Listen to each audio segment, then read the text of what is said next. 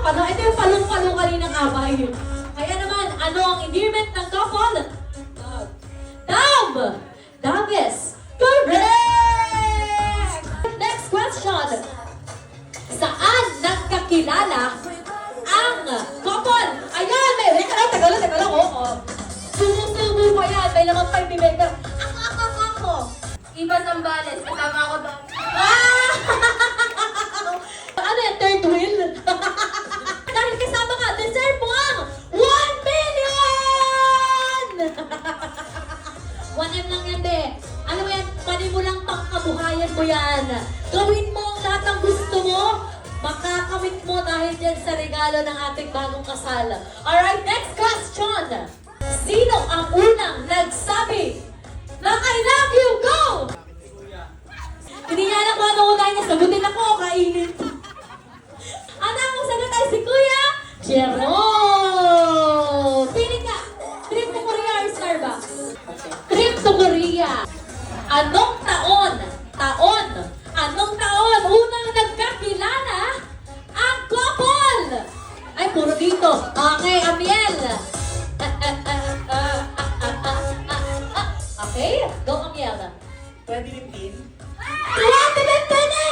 Wrong! Kimberly! Sige be, wait lang.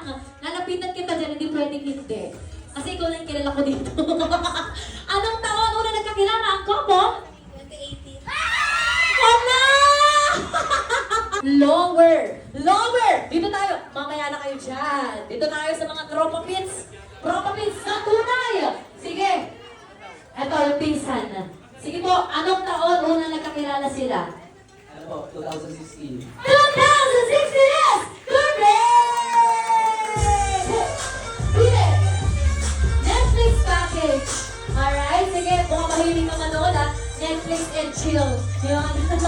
Kailan ang anniversary? Kompleto Kailan ang anniversary ng couple?